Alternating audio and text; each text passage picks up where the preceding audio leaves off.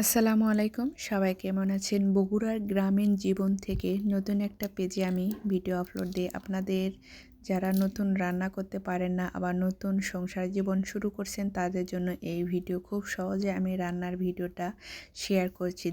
অবশ্যই একবার দেখলে আপনারা শিখে যাবেন। এখানে মিষ্টি লাউ এবং গরুর মাংস দিয়ে আজকে আমি শুধু রান্না করব। এখানে পেঁয়াজটা কেটে নিয়েছি, সরিষার তেল দিয়ে কিছু হালকা ভেজে নিব।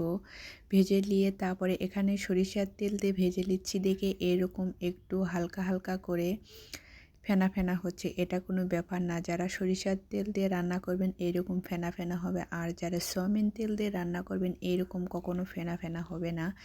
এখানে আমি আদা রসুন হলুদ মরিচ যা যা লাগে সব কিছু আপনার পরিমাপ মতো আপনি দিয়ে দিবেন। যাই যেরকম ঝাল মরিচ খেতে পছন্দ করেন সে তাই সেরকম করে দিবেন। আর এখানে আমি কিছু পানি দিয়ে কিছুক্ষণ কষিয়ে নিয়েছি। আর এখানে কষিয়ে এরকম রান্না করলে রান্নার স্বাদটা অন্যরকম হয়।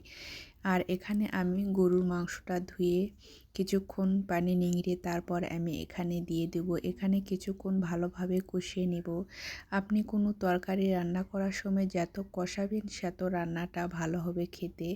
আর এখানে কিছুক্ষণ আমি কষিয়ে কষিয়ে দিব। আর এখানে আমি কোনো রকম পানি দেওয়ার চেষ্টা করব না।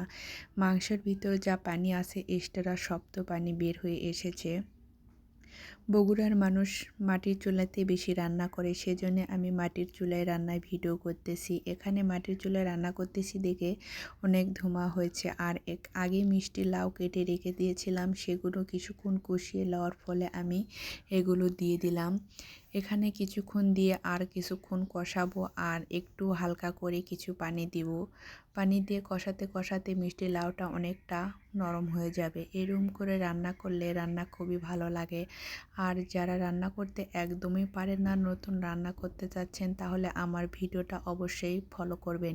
আর ভিডিওটা ভালো লাগলে অবশ্যই একটু সাবস্ক্রাইব করে দিবেন। এই লাইক এবং সাবস্ক্রাইব করে দিলে অবশ্যই নতুন নতুন ভিডিওটা আপনাদের মাঝে প্রথমে চলে যাবে।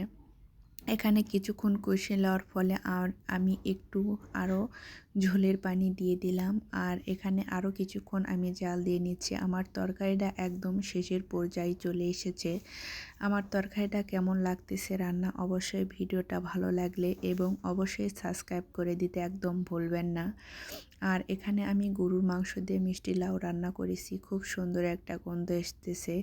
মাটির চুলায় রান্না করি দেখে সবসময় একটু ধোঁয়া ধোঁয়া ভাব হচ্ছে। গরম তরকারি তুলে এরকম হয়, তো এটাই তো স্বাভাবিক, তাই না? ভিডিওটা অবশ্যই মনোযোগ দিয়ে পুরো ভিডিও দেখার চেষ্টা করবেন। আমার এখানে রান্নাটা হয়ে গেছে। আর এখানে আপনাদের ভাইয়ার জন্য কিছু মাংস আমি তুলে রেখে দিচ্ছি। সে সকালে ভাত খায়নি, স্কুলে চলে গেছে, তার জন্যে আমি এখানে তুলে নিচ্ছি। আর আমার ছেলেও তো আমার সাথে অনেক কিছু হেল্প করছে। ছোট বাচ্চা থাকলে কখন যে দিন চলে যায় কিছু বোঝাই যায় না, তাই না? তার সাথে দুষ্টু মিষ্টি কথা বলতে বলতে দিনটা চলে যায়। আর এখানে ভাতটা বেড়ে নিচ্ছি, আর তরকারিটাও দিয়ে দিলাম। আর ভিডিওটা একদম শেষের পর্যায়ে এসেছে।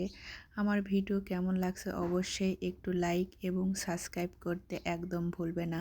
ভিডিওটা ভালো লাগলে অবশ্যই সাবস্ক্রাইব করে দিবেন। আজকের ভিডিও এ পর্যন্তই। সবাই ভালো থাকবেন। আল্লাহ হাফেজ।